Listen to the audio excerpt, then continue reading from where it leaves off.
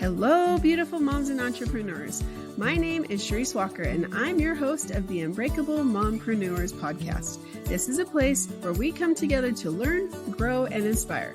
So sit back, relax, and let's get started.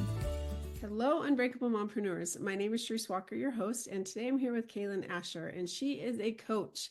But I don't want you to check out. She's a coach for coaches and other women. And she has a great story to tell about how to make more money in a 3-day work week versus working every single day. So if that applies to you, then listen up. And without further ado, Cailen, why don't you introduce yourself to our audience? Absolutely. Yeah. Thank you so much for having me, Charisse. I'm so excited to be here and talk to these amazing women who tune into your podcast.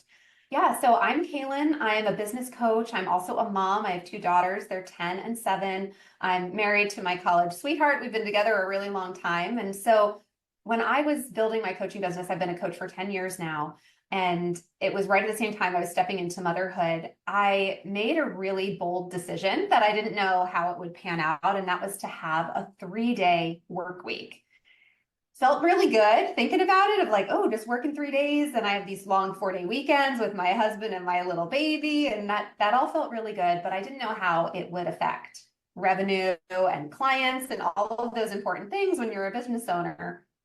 And what ultimately panned out was in taking that stand for what really made sense for me and my family at that time, I feel like it clicked into place all of these other things that I had not been taking seriously or not focused on, and really got me clear on where I needed to put my time and energy, how I wanted to be using that time. And my business grew very quickly to a 6-figure coaching business. I started out in one-on-one coaching, and then as the second baby arrived, I realized that model was kind of depleting my energy. And so I made another transition into group coaching, which is the model I am still in. That was about 5 years ago that I made that shift. And that's a lot of the work I do is working with women and helping them create these leveraged offers so that they have more time freedom, that they can still have a really profitable business in a more scalable model. Because when you're a one-to-one coach, you hit that place, and it's different for all of us where you kind of max out. You've calls all over your calendar, you're doing lots of admin work, but when you're able to get those clients into a single call a week, which is what we teach our clients, it really frees things up and allows you to be in the driver's seat for that growth that I know all of us are on board for. So I'm excited to chat and share, anything that's useful and supportive of your audience. Well, you named probably 5 or 6 things that I want to touch on. And the first thing is that you defined what your values are before you got into it. So, I mean, yes, I think that sometimes we work these 5 or 6 day weeks because we feel like we have to, but like I'm leaving on a trip today. And so I'm like, I have to get all these things done before I go. And that's the same thing. So if you're doing a 3-day work week, you probably are very intentional with every single minute of every single day. Or I should say, you block out your time and you're more intentional with it. So kudos to you on your values. That's one thing. The second thing is you defined your avatar or who your clients are, right? So how did you decide that you're going to go from one-on-one to group coaching? Yeah, I mean, it was sort of a decision made out of necessity where I had these 2 little babies. I had a 2-year-old and a brand new baby, and I was just exhausted. My 3 days were filled with back-to-back clients from maybe like 9 or 10 in the morning till about 5 at night. And it just did not feel like a sustainable model. I felt like I was at capacity energetically, emotionally. It felt like I needed that 4-day weekend to just rest and recover until the next marathon of back-to-back clients for 3 days. And so as I was really reflecting on what would make sense for me and my family, I noticed my own behavior, and I was investing in these masterminds and these group programs and looking for these containers that brought women together and allowed me to connect with peers who had big dreams and big visions for their lives and businesses, and have that network in addition to having guidance from a coach or mentor that I really respected and trusted. And it was sort of this light bulb moment where I'm like, why am I not providing this for my clients? Why am I not giving them this opportunity to connect with one another? Because there's so much value in that in and of itself. And that's when it really just anchored in me that, okay, this is the model for me. This is the direction I want to go in. That was back in, I think, 2018 that I first made that decision. And I created my first group program. It was called a mastermind at the time. And then after running that for a year or two, all my clients inside the mastermind were asking me, how do I create a group program? Like, I'm tired of one-on-one coaching. This isn't the model for me. And that's when the program I currently run and have been for the last few years, called Scale Up Accelerator, that's how that was developed, because all my clients were asking for what they wanted, and I finally listened. That's great. And I think that it's good that you actually implemented though, and then you pivoted. So you started with one way and then you thought, you know what, this isn't as productive or as efficient and as I could be. And so you went to a different way. And I think a lot of times people are afraid to get started because they're not quite sure what to do. And so I like how you just got started and then said, you know what, there is a better way now. But it's through experience and repetition. And then the third thing you talked about was you called it your Yeah. signature offer. So how did you come up with this offer?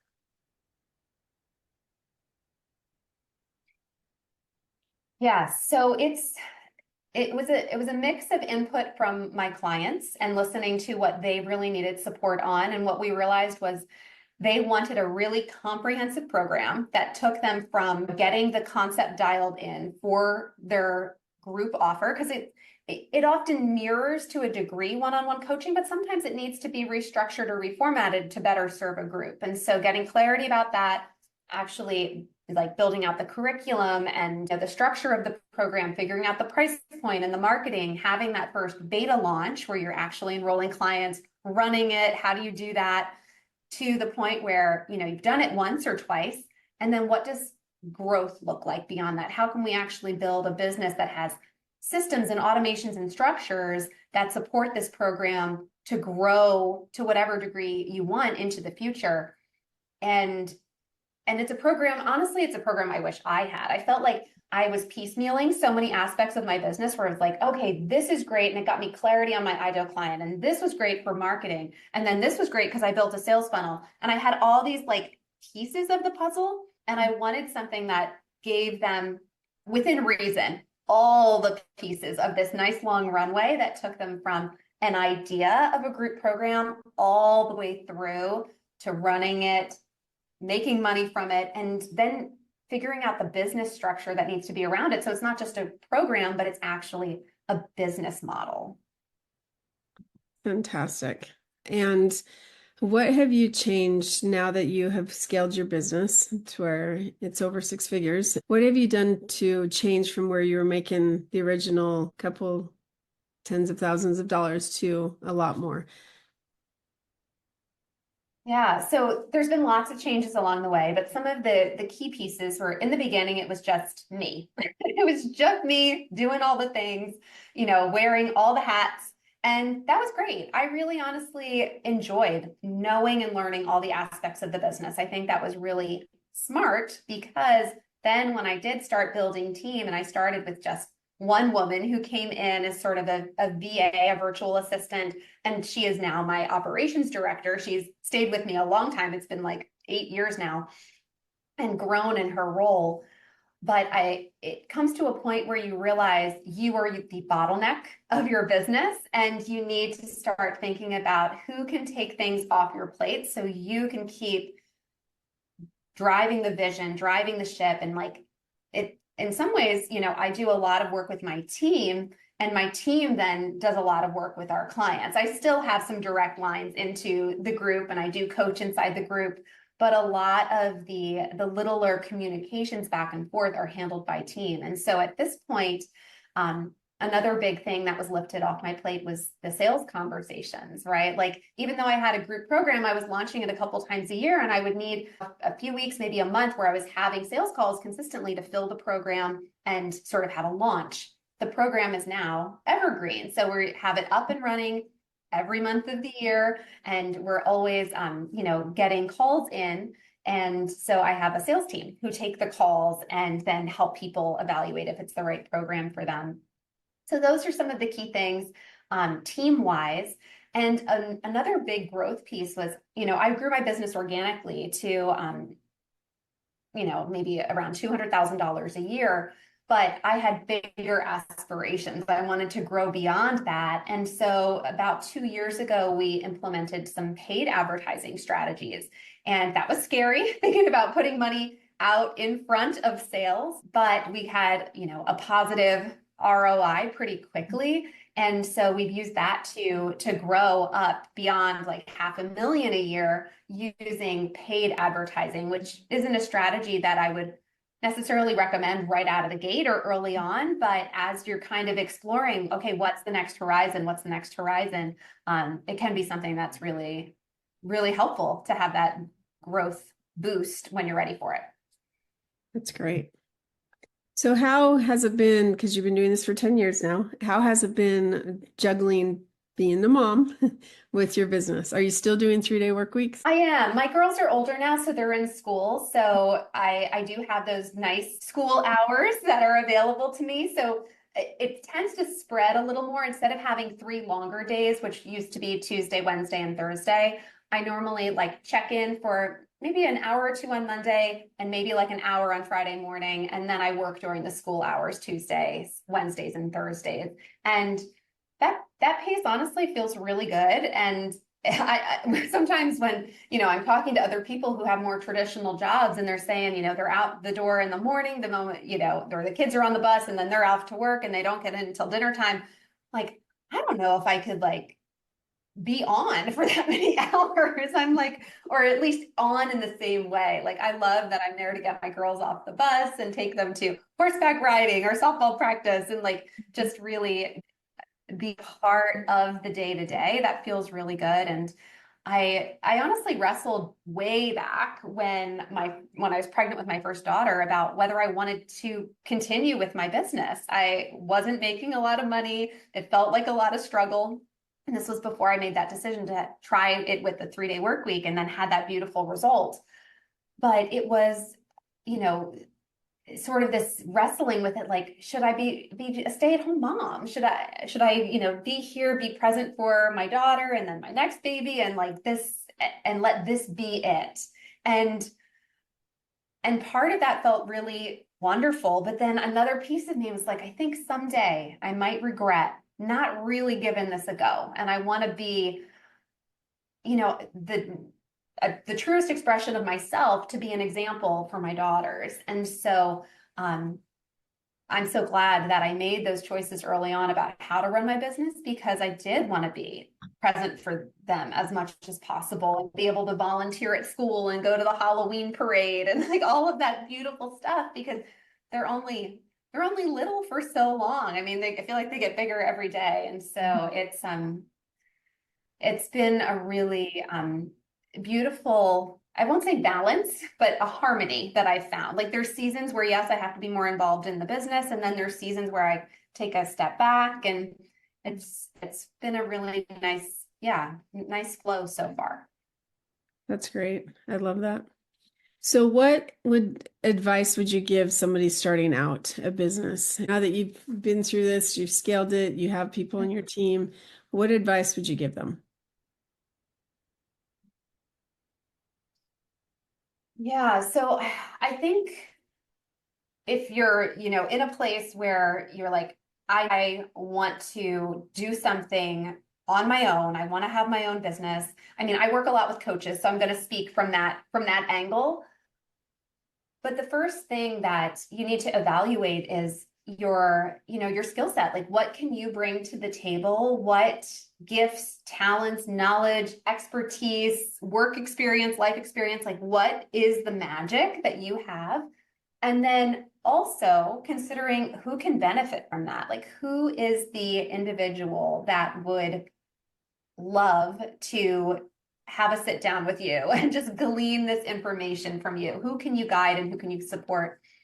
And often, for many, many, many of my clients, that, ideal client is essentially a version of themselves, maybe 1, 3, 5 years ago, like looking back and thinking about who you were not too long ago. How can you be a guide for that person? And so I think if you come at it from that perspective, it gives you confidence and also clarity about, okay, what can I offer and who can I offer it to?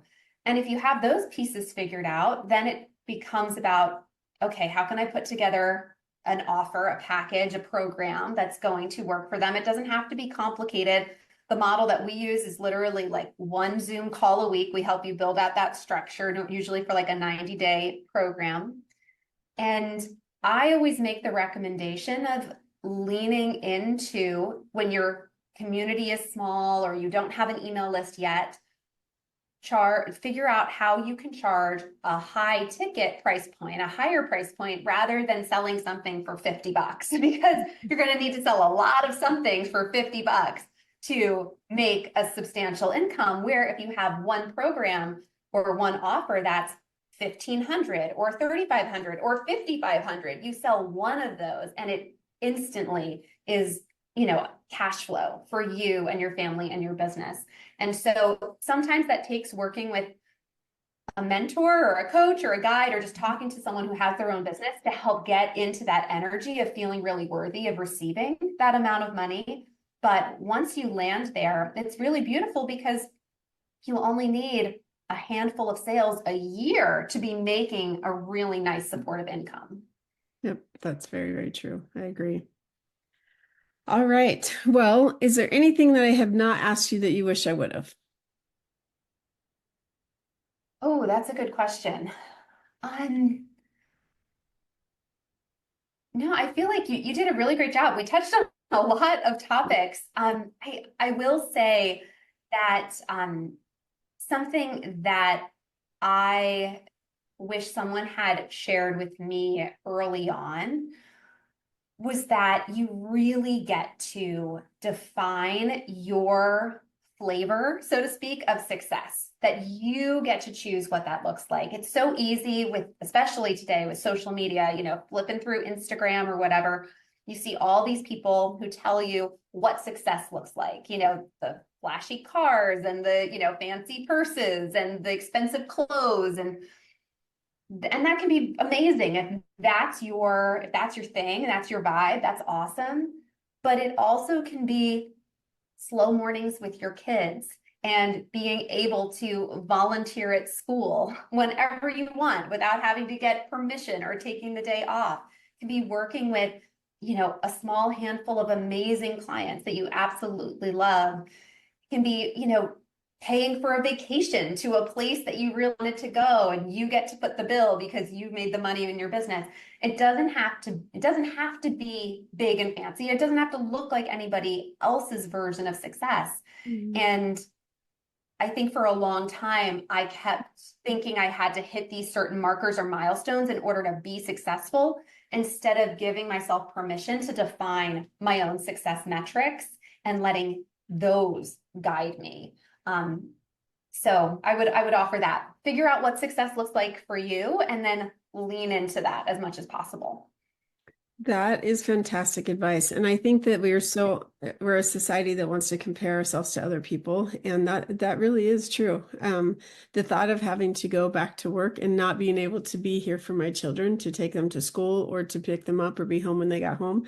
That's something I never want to have to go through again. And so that to me is success. And you're right. Money does matter as well to be able to pay the bills, but there are other things that are important, that figuring out what your why really is, and that usually will drive you to do other things. Okay, so last question is, I want you to imagine yourself sitting on a park bench and this 9-month pregnant woman comes up to you, first time mother. She sits down next to you and you get talking. What is one piece of advice you would give her about motherhood?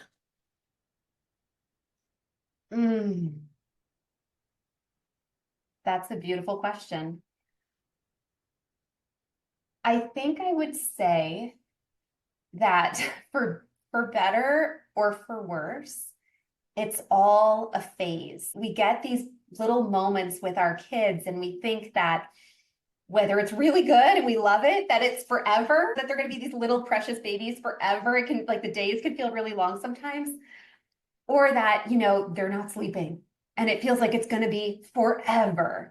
And it's not. And when you look back, and my girls are 10 and 7, I know that I don't have like grown kids yet, But when I look back at their little baby pictures or the videos I have on my phone, I just can't believe how much they have grown and changed. And it's almost like it was a different person.